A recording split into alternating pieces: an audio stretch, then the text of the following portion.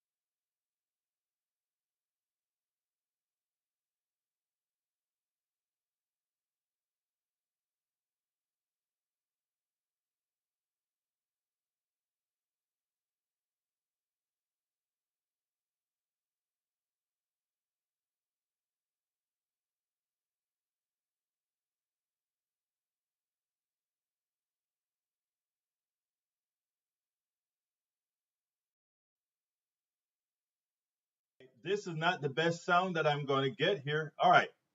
Welcome to one more edition of Politics on Right. My name is Egberto Willies, your host.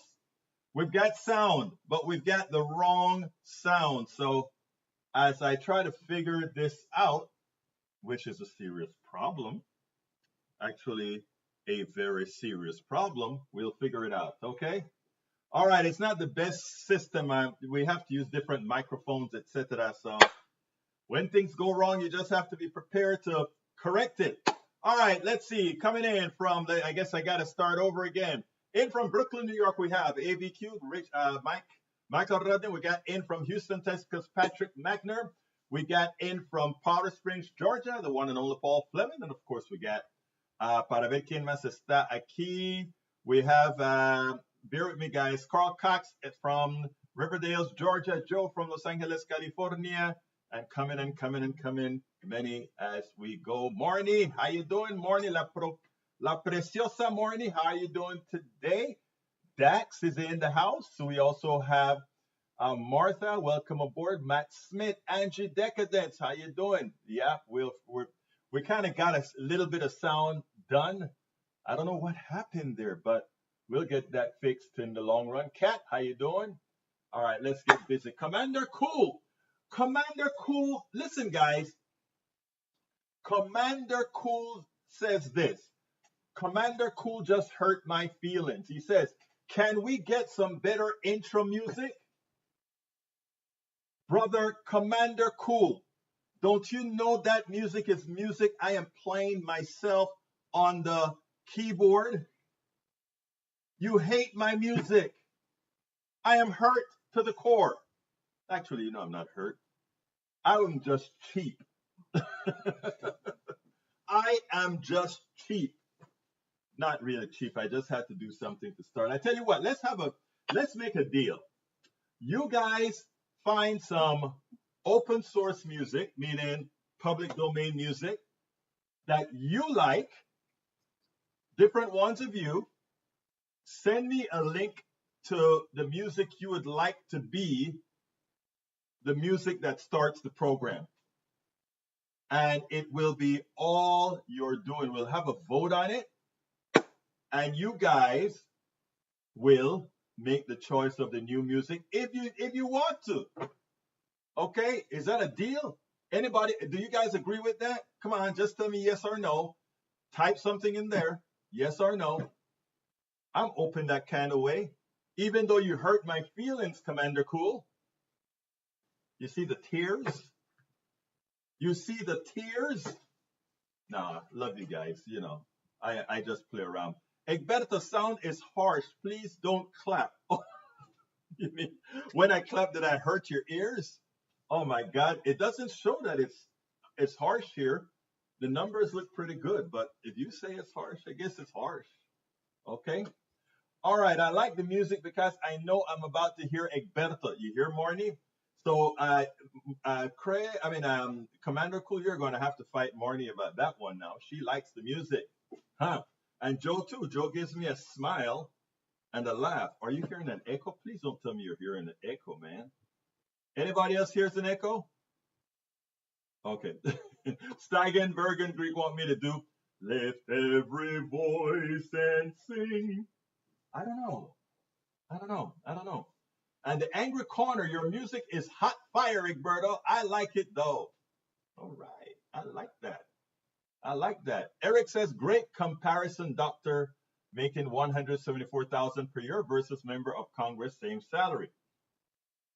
I don't have a problem with paying Congress a high salary at all. I would be up for Congress getting more money. Listen to me, guys, and tell me if you agree with this. I want Congress to make quite a bit of money so that good people who otherwise can make good money elsewhere want to serve in Congress. I want an engineer who would make $200,000 to say engineering or Congress. I can use my engineering skills in Congress. I would love to see that. Okay? So I don't have a problem for us paying Congress people a lot of money, but at the same time, I want to remove the ability for bringing external money to support their campaigns. So that's a good trade-off. High salaries for Congress, but get rid of outside sources of income. That way, we can actually have some modicum. I mean, they'll still simply try to get around it, right? The outside polls will try to tell you, do this, do that, do that. Anyway. All right, E2247 says, Quinnipiac poll, 53% of voters oppose military action in Iran, 40% support. Who the hell are the 40% who support that? But I did see the poll. 71% said U.S. military action will last months or longer. 39% said a year or years. 74% oppose sending ground troops. Look, this war is costing us $1 billion minimum per day. $1 billion per day. We could not come up. Please, somebody research this number for me. I don't know it off the hands. But we could not come up with the money to fund the subsidies. I tell you what, I can go ahead and ask this stuff here. How much, let's see, how much would it have cost Congress to support subsidies for Obamacare? Because it is shameful that we have no look, check this out. Permanently extending the Enhanced Affordable Care Act subsidies first introduced in 2021 is estimated to cost $335 billion to $350 billion over 10 years. In other words, so that 20-something million people could have health insurance. it would have cost us 35 billion a year. These clowns are asking for 50 to 80 billion dollars for this war. And if the war continues, it's still $1 billion a day. That shows you where their head's at.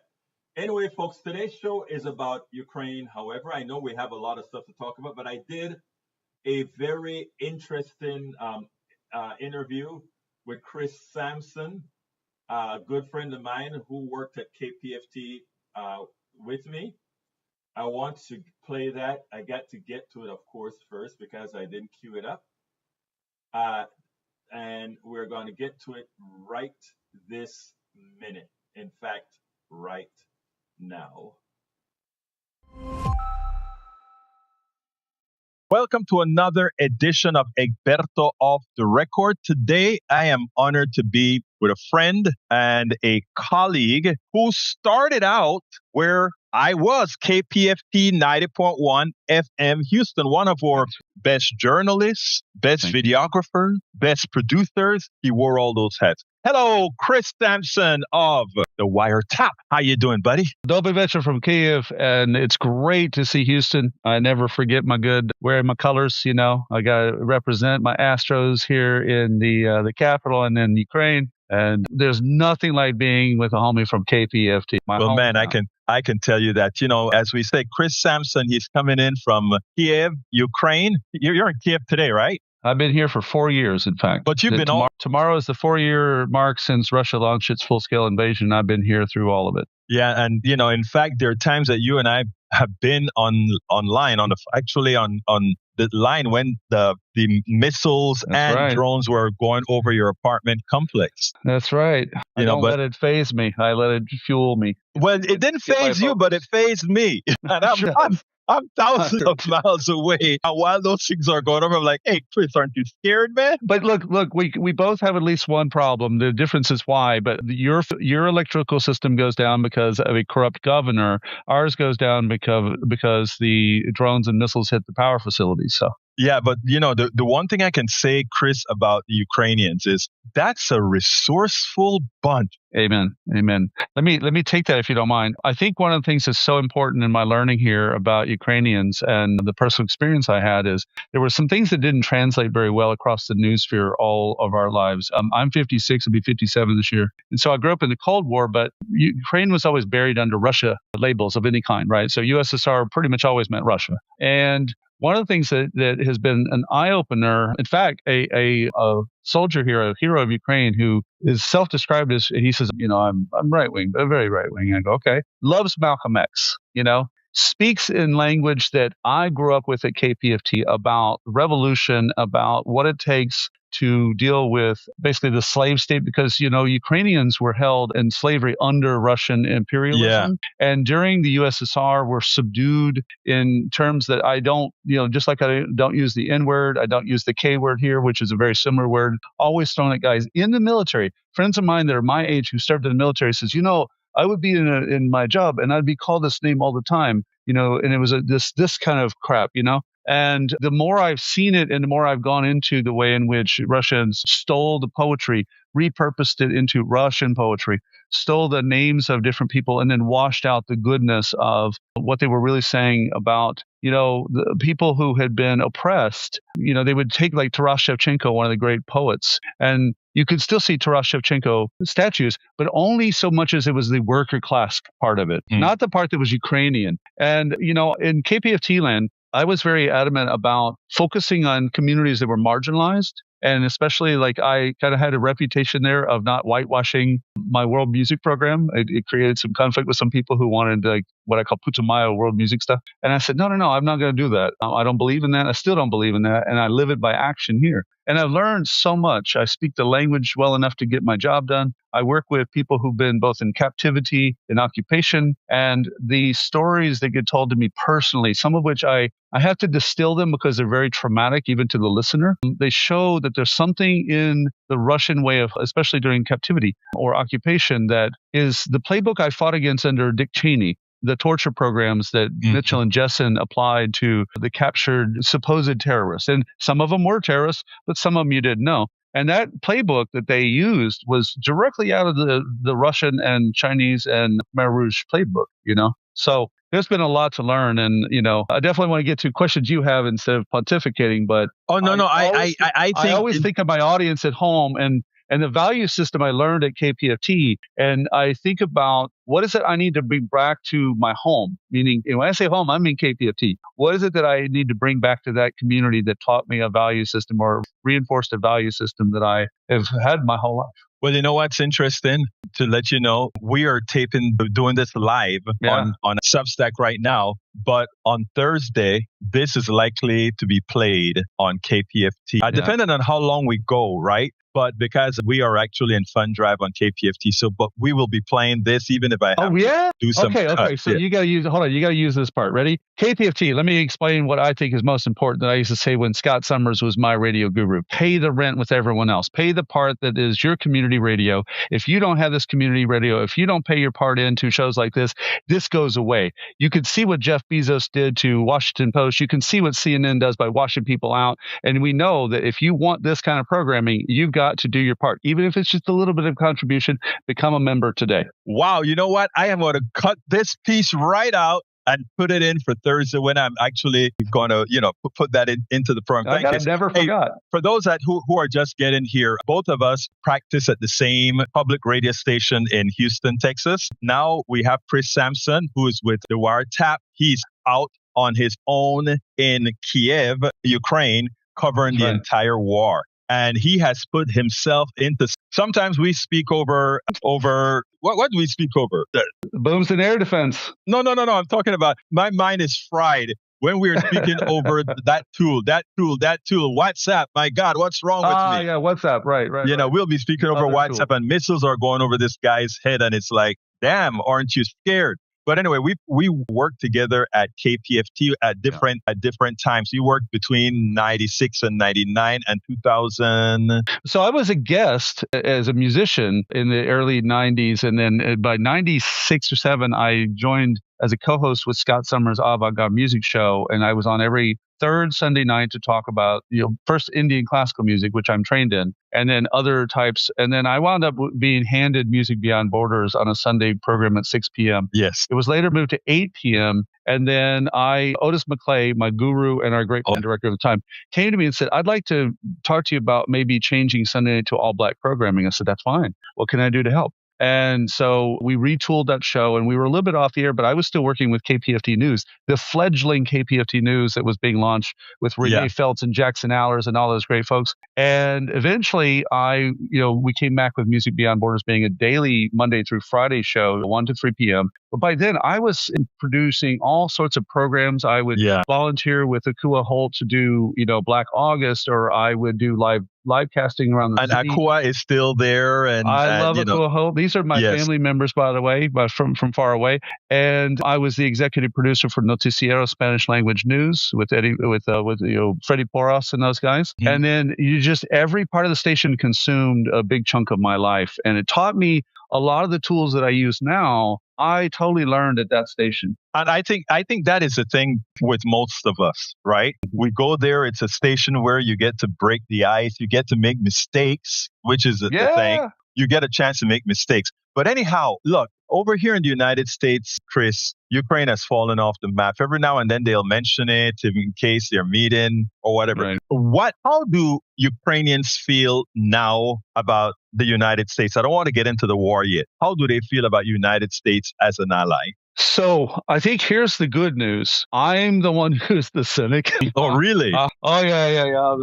This is really terrorism, Americans. I'm very angry about the Americans. And they go, no. Like, we know Americans, the majority of Americans support us, and we know that the problem is the administration. That's great news. And one of the things that was very emotionally charging for me was the amount of love that would pour out by being an American. And, there was the whole point of what happened 12 years ago here in the country was that this country wanted to move towards the Western Hemisphere in what was good, including with value systems that I think have a lot to teach Americans. The value of standing up to autocracy, even at the cost of lives. 107 people were killed 12 years ago this last week.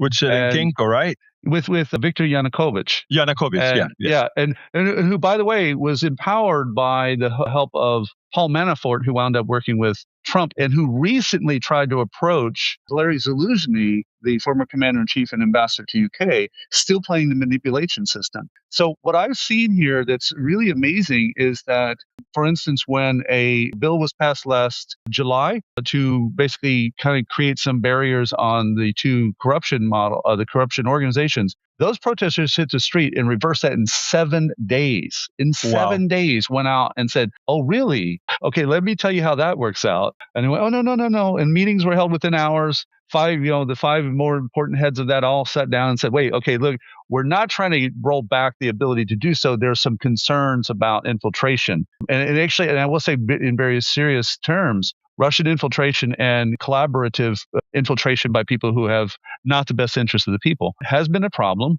And therefore, I understand that what hits the news may be too nuanced for the short, 5-minute blurbs.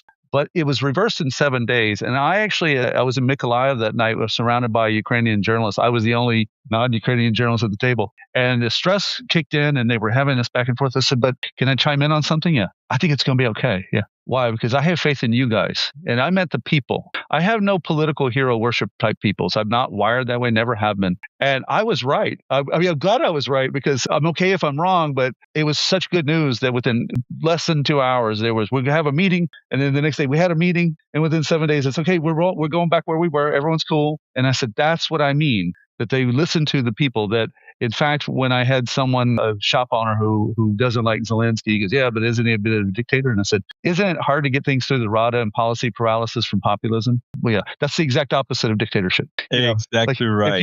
If the problem is that we're trying to get everyone happy, that's the exact opposite, because dictatorship, and I came across this when December 2023, when Putin gave his big 4-hour speech and Zelensky gave a speech behind, because there were people in the audience riddling with Zelensky with questions that were a little bit irritating about the kind of local politics. And he, kind of rolled his eyes a little bit, but he answered him. And I said, you know what? Autocracies are neat and democracies messy. Yes. So we want messy democracy in a sense that it's everyone getting their fingers in the pie, everyone getting their fingers in the cooking, and everyone getting it done. Autocracy does not work that way. Autocracy is neat. There's the state narrative, the state apparatus, the state press, and everyone knows what that is. And democracy is very messy. And when I see that happening, I'm like, okay, that's good news, even with all its problems. Now, how do you feel when you look across the pond and see that that is where Trump is attempting to take America? But Minnesota, love you, Minnesota, they have really put a real thickens in his cock. Notice that Trump just sent his, remember we're on the air. He sent his Armada. What do you say? Marco Rubio. What do you say, Marco Rubio? So Marco Rubio goes to meet at the Munich Security Conference. And who are the first two people he goes to meet immediately after that? Viktor Orban and Robert Fico. And Hungary is in the lowest EU category for corruption and declining. And Robert Fico has Gazprom corruption issues, and they're declining. And that's who they run to.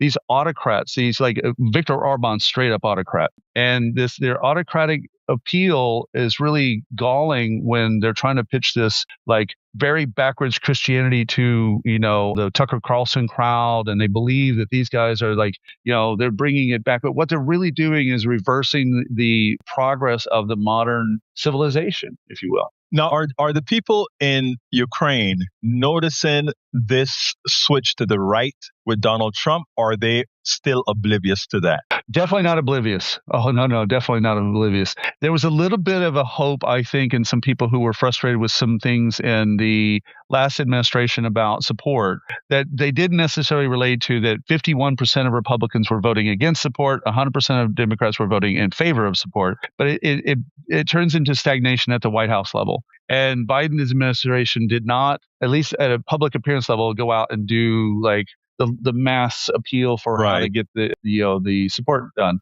So it was confusing, and the frustration kicked in to where a few people And I would even talk to them, even some administration level or ministry level. They would say, well, maybe now that Trump's in office, things will get better. I'm like, no, no, no. Oh, wow. And they would see that look on my face in the public meeting. And I was like, and this is what the Christopher is. And, and I would basically kick into my Ukrainian and go, why do we call him businessman. He's not a businessman. He's a con man. He lies. He's a 34-time convicted criminal, 6 bankruptcies. He goes to meet Kim Jong-un, walks away with nothing. He disempowers the Afghan government to the Taliban with the Doha Accords. I mean, and I just laid into with the record because I basically have a PhD in Trump and Russia. And so when I got done, the older guy was still kind of a little, I don't think he liked how direct I was, but the people closer to their 30s and 40s who were very mindful about what they're about to inherit, they pulled me aside and go, man, you had that down. I said, well, I have a PhD in Trump and Russia, right. So I know how Trump sees the world as big boats, little boats. And he is impressed with the big boat of Russia, even if it's a rusted, corrupt autocracy, brutalizing even its own people. And I can get into that if you want. But when I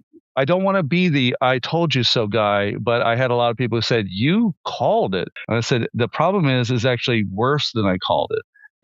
There's still that little hope that at least there's some part that he'll want to win or he'll want to do something to help. He's worse than that. I mean, he literally, throws lives away here just for giggles. That is a shame. Now, I have, and I think I have some questions, and I like to do that, be sort of interactive with the people that are in the chat. And the first Me too. I love it. I love it. We have them here. Yeah. Yeah, the first thing is Catherine Hill. She asked what time it is. You're 8 hours ahead of us. What time is it? It is 8:19 right now. It is 8:19. And I'm in blackout, by the way. I have a full-blown blackout here in the area. We have had our power systems have been destroyed. I have watched my power facility be hit by missiles 8 specific times, including one recently that flamed for 30 minutes, like a glow. Oh, really? Like the oil in the transformers. Yeah. They just hit those power facilities hard, and they hit them. Yeah.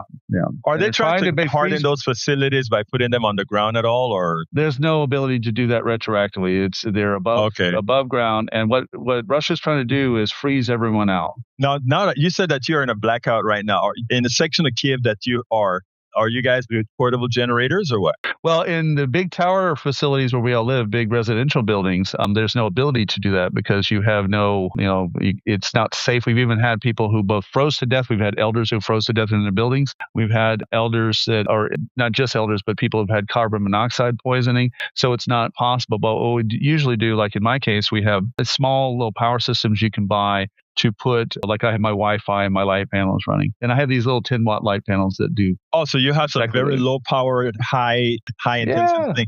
And the one thing they do is they make sure to keep the cellular system up as much as they can. For the most part. And in fact, after the first year, so by 2023, I would say it was probably May or June. I don't remember what part of the government process did this. Probably the Hovna Rada passed a demand that said, look, to the cell systems, it's so important to have communications. You need to require that you are able to power at least so many hours per day so people can communicate. And I don't know what the current rebuild grid on the cell system has been, but they actually not only work to repower them, but also to create mobility for that because of the ever-growing way in which the system is attacked. Now, are you coming to us via cell or through satellite? Wi-Fi.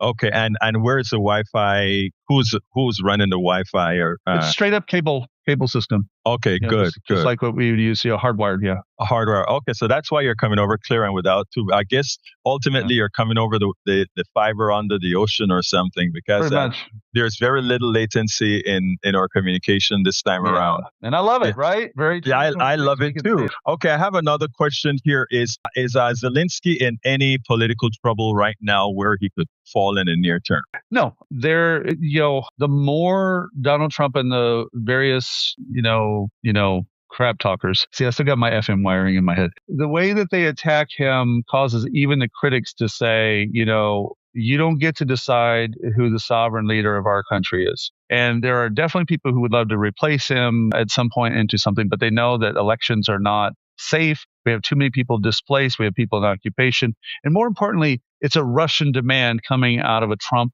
mouth like Witkoff. So when that happens, the more the country isn't going to be seeking to push that. Right. But are there eternal dynamics that are at play? Always, absolutely always. And I actually think that's a good thing. It snapped me out of some naivety when I got here in the first year when I was filming a woman who was painting the iron barricades. They call them hedgehogs often. My friend Varvara. And I interviewed her and I needed some music in the background. And I had some stock music and I went, I don't really want that like Vivaldi's music and stuff. I said, I need something organic. So I went to a music instructor I knew and said, hey, would you compose music for this? And I showed her the video. And at first she said yes. And she watched the video and Barbara had complimented the president, Zelensky. And she went, I will do nothing with this. And she insulted her. Really.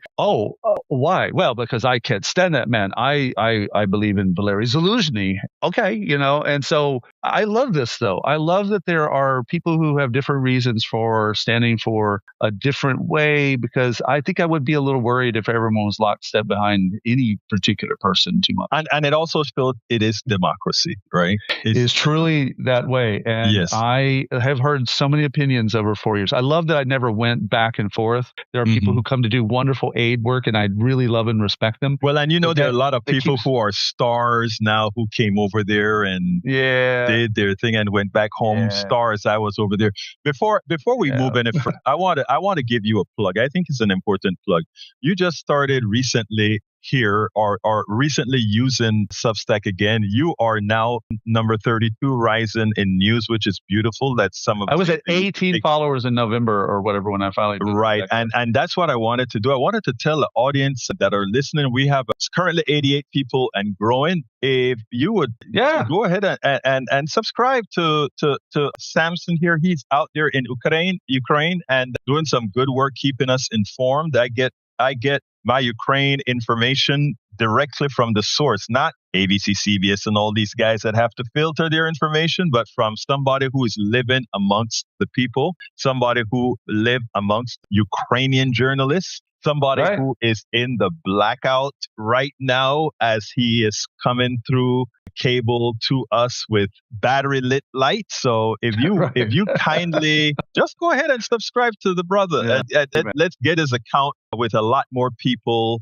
there, because again, Chris, I've been really pushing independent media. And I'm not talking about independent media from people coming from the mainstream media after they've been fired with a golden parachute and landing here at Substack and getting 100,000 people right away. I'm talking about people like. But I'm actually happy with some of those folks who were let go from cable news expert seats, and now they talk directly to the people who. The only reason why some people tuned into CNN and MSNBC were certain guests they couldn't wait to hear from. Yes. And now a lot of those people are directly on this platform talking directly to, and I will even go so far as to say I know some of those folks, and I know that they listen to the people who they couldn't do that through the cable television before. That's my point, they had no ability to have that direct engagement, and it's awesome. The thing about it, the thing that I try to urge, however, though, I mean, first of all, I agree 100% with you, but what we don't want those who've worked in corporate media to bring to Substack is the same behavior. In other words, Agreed. We don't want the same behavior. We want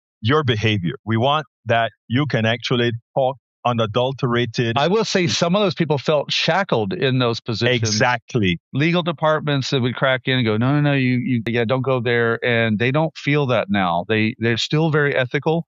I know some of the folks behind the scene. I've been honored to have a few on. So I've had like Brian. Who have you had on so far?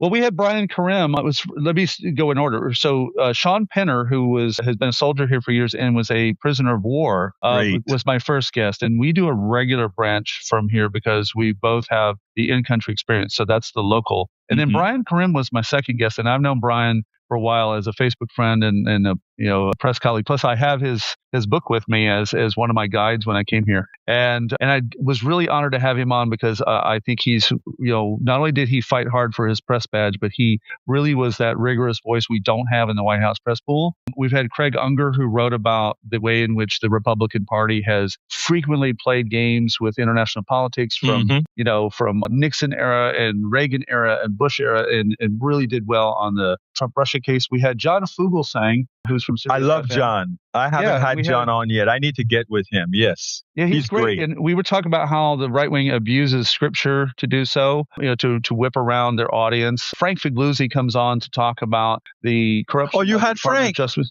Yeah, we had him on Saturday night as well. We've had him on 2 weeks ago in the first week, the first Friday, and then we had him again this Saturday. Great guest and great insight on that. He's a Boy Scout.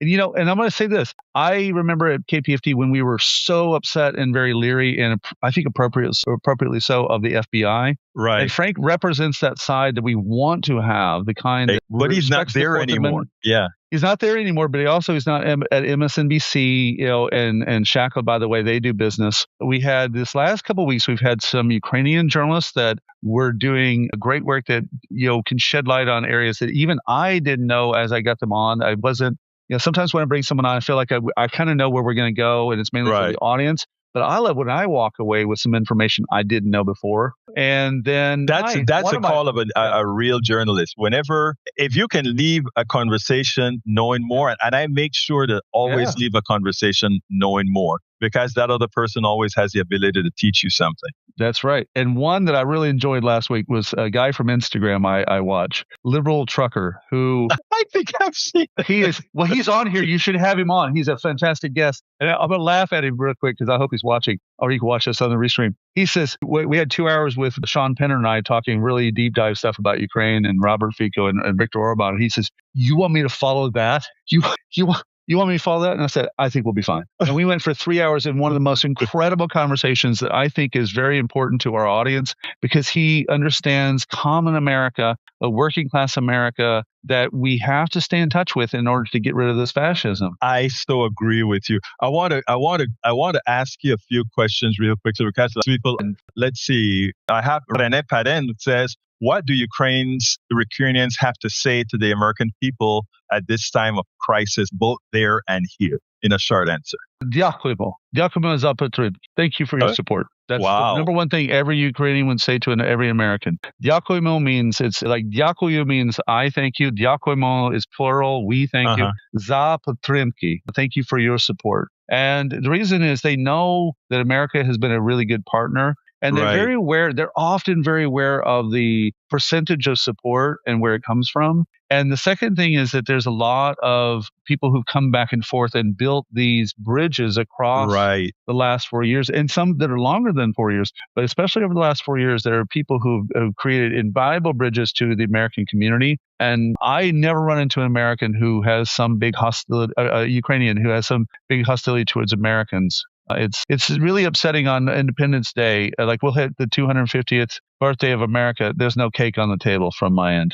Sorry. For the people fighting for democracy, yes, but right now I'm in limbo. I hear you. But everyone comes and wishes me a wonderful Independence Day, and I'm like, please, man, like we don't remember the king. We don't. Exactly. Catherine Hill says, thanks for that. You are a warrior for democracy, Chris. You are a warrior. I still fight the fight of what's going on over there abroad. I'm actually providing people with intelligence and counterintelligence tools to deal with Oath Keepers, the 3%ers, Proud Boys, Patriot Front. I'm showing people a lot of tools that I used when I lived in Florida around the Proud Boys, even though I'm from Houston. I'm from East Side Houston, homie. I know Scarface is Bradley. You're from the East Side, man. I used to run a store over in Lockwood and I-10 and Mason Tidwell. I've worked in the best parts of town. Hey, so, he's from Houston, guys. He's from Houston. He's from Houston. All right. Catherine says that's really important. She says it's just as though we're in the same room, meaning we've united America and Ukraine, like we're right here. But are they all determined to fight off Putin to the end? Let me back it up. The first thing is to understand that Ukrainians are fighting to have a home that they can live in unfettered without outside interference. If Putin stopped the war today, there's no desire to cross the border to do stuff on the other side. But Ukrainians are not in the dark about what's wrong with the war. The war is not Vladimir Putin. The war is a combination of Vladimir, and it's not even Vladimir Putin and the Siloviki, his apparatchiks around. It's a Russian mindset of colonialism that's so deeply ingrained. It's a lot like white supremacy in America, where, by the way, we're having an air raid right now. So I have to warn, like I do here. We have blackouts, right? You have to. But when I do my broadcast, I have to remind them. We'll do it like live. So you see the dot here. Wow. It's going to light up. And the reason why is because ballistic warning is in progress right at the moment as we're talking. And you're going to see, I'm going to hold this up while we talk. So this is the reason why they know that the problem is not simply Vladimir Putin watches that dot in the middle. That's Kyiv, right? That's the Kyiv Oblast. In a second, it's going to go wider because there's a ballistic boarding coming from Bryansk. I'll put it down now as it comes open. Actually, I'll leave it up to the side. But there's not a resistance in the street that's basically, and now Odessa's going off. There's not a resistance in the street that's substantial that says that this is not a Russian thing, this is Putin thing. No. It's very deeply ingrained in a big part of the society. And so long as people don't understand that, especially abroad, they think that there's some sort of magic here. Now it's beginning to fill in. We'll just see it real time. So those are the places where any missile could hit right now. Correct. That's within the range of missiles. And you'll start seeing all of it go red. Okay. So if it wasn't part of that colonial mindset, that colonial, essentially, I'm going to compare it to white supremacy in America because that's what it is. Then they would say, okay, they would agree with, others that say, if Putin went away, it'd go away. But it's not that way. What I will say is that if Putin started something, he would really probably retroactively like to have not started. Really? Do you have to leave or? No, I don't go anywhere. I'm just showing you what the Okay, wow. Almost the entire Ukraine now. And it's amazing that Chernihiv, which is right here at the top, has not lit up. It will light up probably with my finger over it because it's usually red before everything else. But you see currently, I heard you had 400 missiles and drones came over a few days ago. Yeah. In fact, I had just gotten off the air. Who was I talking to? Forgive me. I had just gotten off the air with one of our guests, John Fugelsang or someone, and within 20 minutes, I had Iskander missile strike, at the TETS-5 facility, which is my power facility, which is only barely a kilometer and a half away from me. The power station for your area? It's right across the river, so I'm not too far from the river on the east side, and it's immediately on the river on the right side. So they targeted that with several drones? No, with missiles, with high-speed Iskander missiles, right. Wow. And how are they how soon before that comes back online? It's not coming online anytime soon. What they're doing now is large relay facilities or relay systems are put in place to bring in electricity from Europe and to supply power systems from the remaining reactors that are operational. Subornal, yeah. Yeah. Well, you're thinking of Chernobyl, which is definitely offline, but like that. Okay, so we have 4 nuclear facilities that are operational, Rivne and other areas in the west, and they're damaged or affected, and they hit them immediately. In fact, that's what they hit a few days ago. They hit 4 in the west, or they struck in that area. I can't tell you exactly precisely what the damage was per facility, but they're trying to knock out that power facility using those rockets. And air defense, is very important for not just the interception in the capital where I live, but you can only spread that so far across the country. Right. You have to do what you can to protect multiple places. And Ukraine is the size of Texas, almost exactly the size of Texas. Yeah. So imagine having a lot of your concentration of air defense around Dallas, and then trying to simultaneously cover San Antonio, McAllen, El Paso, right, etc. That's now with all of that, right? You have your nuclear power centers, and you said you're importing a lot of electricity now from Europe places, right? Which is why Robert Fico just said we will turn it off if you don't turn on our Russian oil. And I'm gonna remind you every time I say that, Robert Fico has personal ties to Gazprom. So there you go. Yeah, follow the money, baby. I think I'm going to bring on Charlotte. What's her name?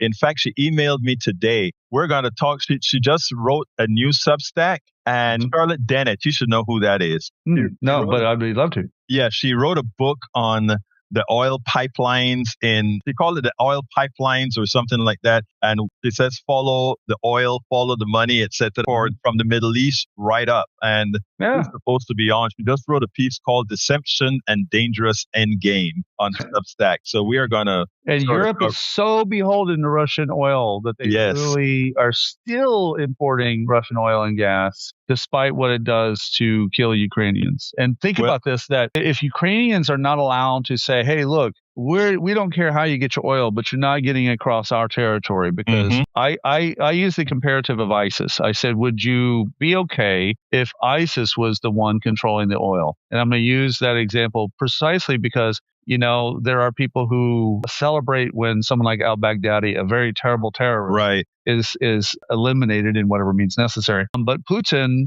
he gets a red carpet, tickets to the World Cup, normalized. And that is a really big comparative, I think, that has to be examined. And you may remember that there was the Olympics scandal. I actually am now friends with Vladislav, who was the things that get to happen in my life. These blessings are very important. A very humble, beautiful young man who has his heart in all the right places. Priorities are really in the right place. And he said very clearly, that I asked him what he thought about the reaction on the world stage. And he said there are a lot of countries that will participate in the Olympics right now, but once the Olympics are going over, they're going to have to step back and go, what are we doing with this? Because Russia has often used, from the 1960s moving forward, used various ways of inroads into sports facilities, in the entertainment field, in the scientific community, to bring in their point of view and their manipulation ultimately. And I am always concerned, especially since I come from folks who are, I'm going to say lean to the left. I don't like left and right, but it is what it is.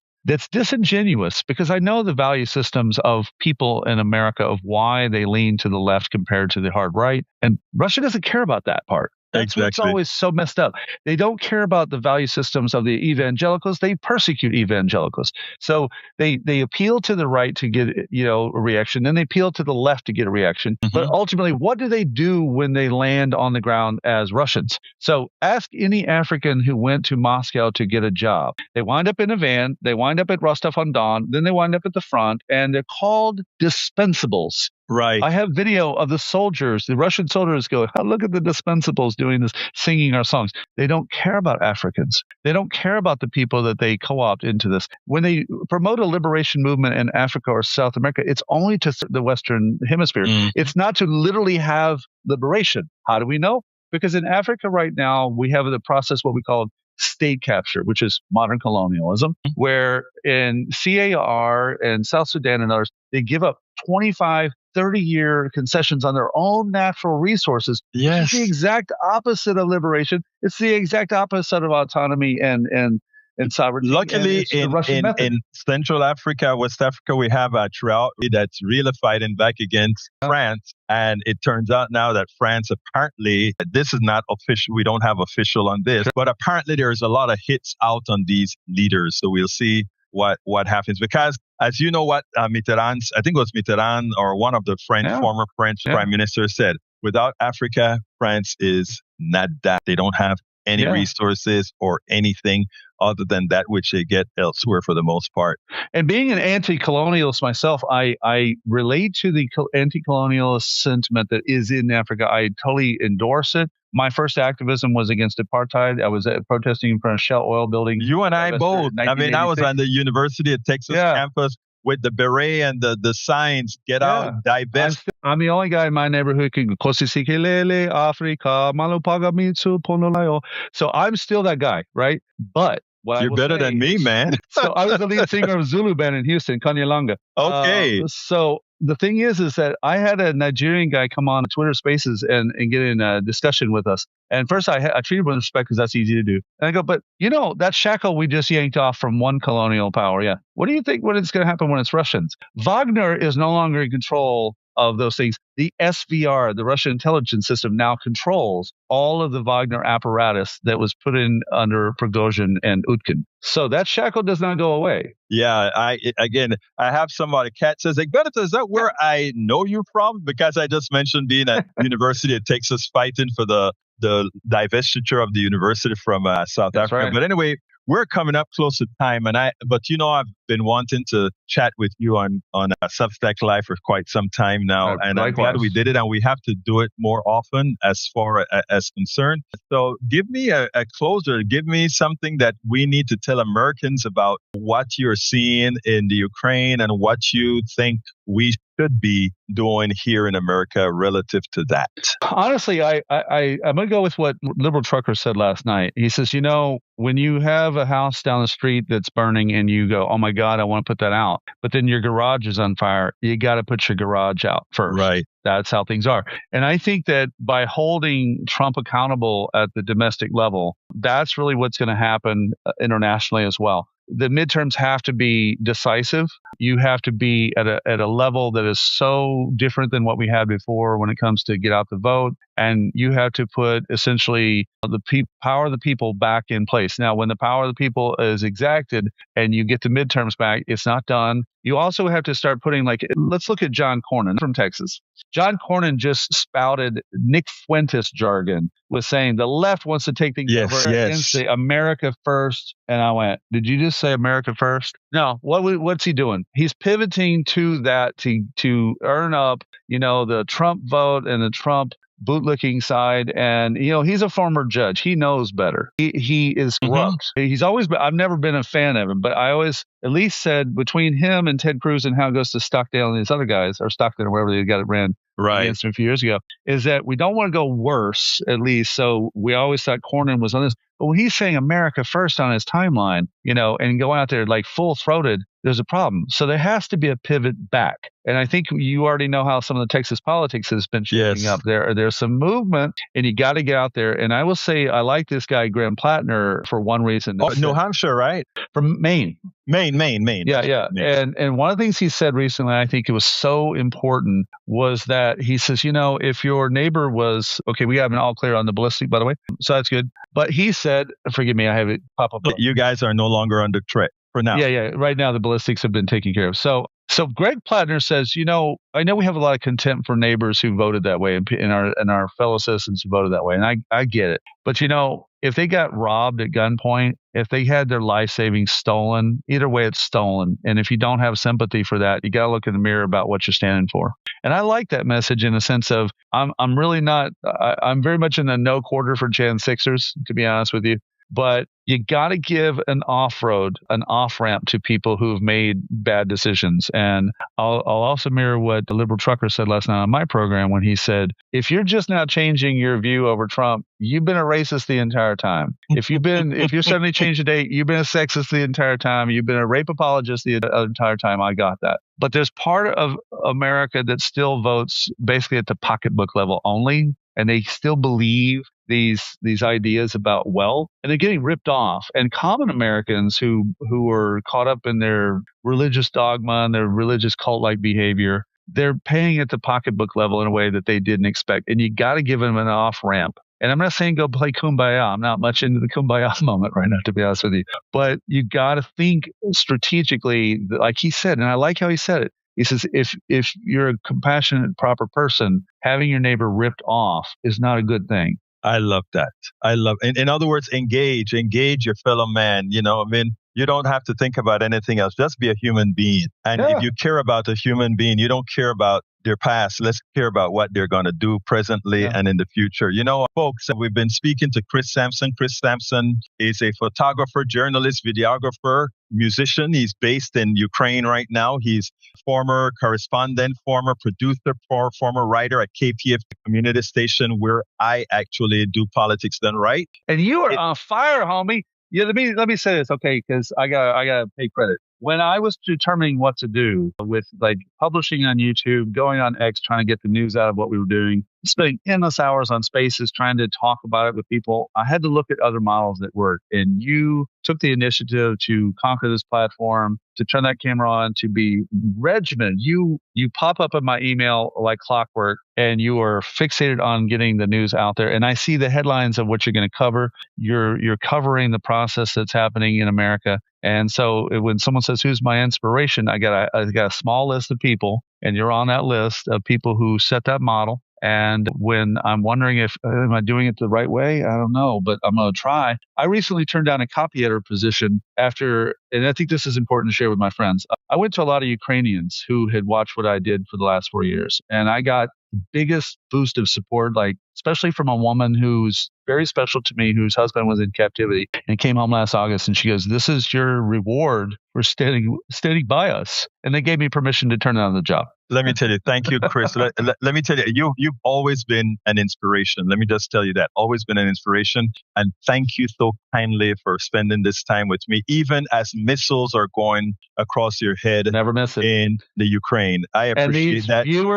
These viewers that are with us, every one of you, thank you. Thank you for doing this. And I'm going to say this real quick. This is our co-creation. This whole way we do things is our co-creation. You being here with us and you taking the time to tune in with your busy schedules and your priorities, this is our co-creation. I don't get on this platform so I could do things. I've avoided being on camera for 4 years to keep focusing on people in front of me. But I know the frustration of what are we going to do? Who's going to speak for us? What's wrong with CNN and Tweedledee and Tweedledum? And this is what we have to do here. And you being here is as important as Egberto being here and myself being here. So thank you so kindly for that, Chris. Folks, please remember, please go ahead and subscribe to my brother here, Chris Sampson. He's in the Ukraine. He's doing damn good work out there. Please subscribe to all our channels and all us in independent media. We do, in fact, need your support. Thank you so kindly, Chris. And to all our listeners or watchers, love you all. We are presently out. Well, folks, I hope you enjoyed that. I love me some Chris. He's really out there in, think we're doing stuff here. This guy with missiles flying over his head. I remember one time talking to him. He was out. I don't know how he gets Wi-Fi in some strange places. But anyway, he's outside and a missile is flying over and he's like, yeah, that's a missile. And I'm like, man, if I saw a missile, I'd be like, oh my God. A missile. I don't know what to do. He's like, oh, yeah, it's a missile. But I guess he looks at the laws of probability. Anyway, folks, look, we are close to the end of the program, but we got 3 minutes. Anybody want to give me a quick call? 281-823-7747. I'll take a quick call if anybody wants to make a comment about the issue. But again, I think right now, what the administration is doing is what's called flooding the zone. They have so many things going on at the same time that we forget to keep abreast of the many issues that are of concern. So I want to point out something. After the big, beautiful bill came into effect on January 1st, a lot of people lost their insurance. A lot of people no longer have health care. A lot of people lost their SNAP benefits.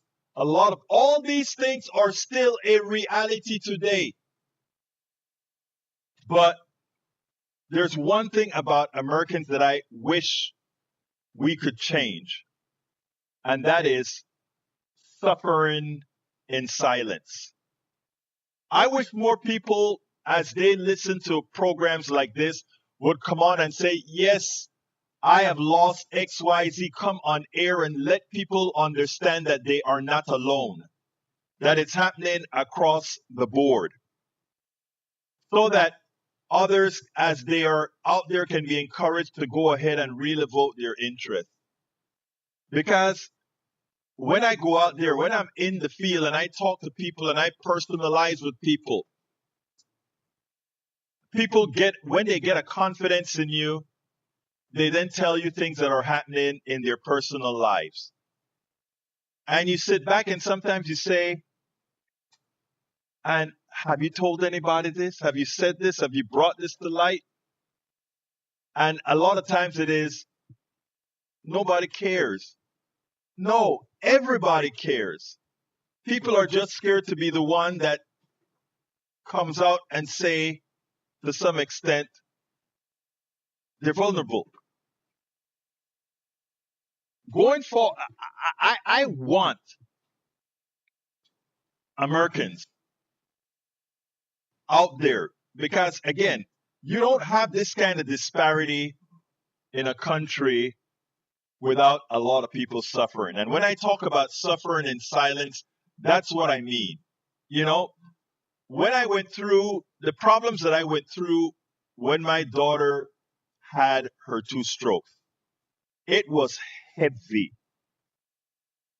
And had I suffered in silence, I don't know that we would have made it.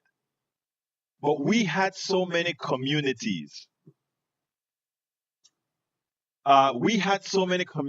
Both my online communities, my radio communities, my wife's church, all of that, where people could actually communicate a lot of things that that they try to keep us away from. You know that word, rugged individualism? That rugged individualism is to keep us apart. Even as those in the church, they try to keep together in some autocratic fashion. The reality is the rugged individualism is where they want to maintain us so that we can't work as a collective to take our country back. And I shouldn't even say to take our country back. I should say to take our country. Because to some extent, things have always been this way. It's just that at many times it was palatable. But now it is getting beyond that. Anyway, we are out of time. In fact, we're 1 minute over time. I want to thank, we got a quick call. I'll take that anyway. Hey, Brackens, how you doing, my brother? Yes, Mr. Egberto. I was actually wanted to commend you for that interview, and your guy, I forgot, what was his name? You're talking about Chris Sampson. Yeah, that guy has definitely got nerves of steel because, like, I know, like you said, I could definitely attest that I would be somewhat, anxious and probably trying to get under a desk or whatever. But he was like completely like stone faced, like, oh yeah, it's just a boom in the background. These things happen every day. But you need people like that. Yes. Because if all of us were in a panic and a frenzy, then nobody would know how to remain calm. So, absolutely, I would be in a panic and a frenzy. But, and you probably admit you would be in a panic and a frenzy. I said as much. But it just goes to show you, maybe looking at his situation, what we got going on is not as bad as we think, and that's one way to look at it in perspective. Exactly. Perspective is everything. Now, we could get there, and that is what we have to fight against it. And again, that is why we really have to work together. We are a collective, my brother. We are a collective. We have to dispel this rugged individualism that they want out of us. We got to get rid of it. So, anyway, we are out of time, my dear brother. And by the way, before you go though, Chris is from here in Houston. He's from here in Houston. Yes. Okay. Oh yeah, anyway, I saw the hat. Yeah.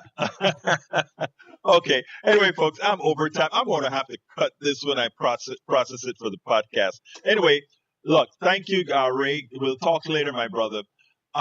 Look, guys, please remember that you can become first of all, let me just say this. I'm going to spend a minute here. Subscribing to this newsletter, podcast, this Substack is always free. Always free. Not only that, all the articles I write will always be free. I've made up my mind. Will always be free. And the reason why is if I'm an activist, I am trying to get that information out. Yes, we have to survive by making money. So that's the reason why we expect or depend on those who want to be a part of helping us promote to become those who are saying, I can do $5 a month. I can do, and go ahead and become paid subscribers. That's what we need. A lot of small subscribers is what we really want to have. Not, you get what I'm saying. And to do that, you can go to politicsandright.com/newsletter, or if you're already on Substack, just click that subscribe button. If you can, go ahead and give us a paid subscription. But if you can't, still subscribe, because we want you informed and we want you to share what comes out. But above that, you can also encourage others. If you can't, you can encourage others to become paid subscribers as well. Anyway, folks, you can email me directly, info@politicsdoneright.com, info@politicsdoneright.com. My name is Egberto Willis. Love you all. This is Politics Done Right. And you know how I end this baby. And I'm not set up to end this baby, but I will be in 1 second. You know how I end this, baby. I am what? Out.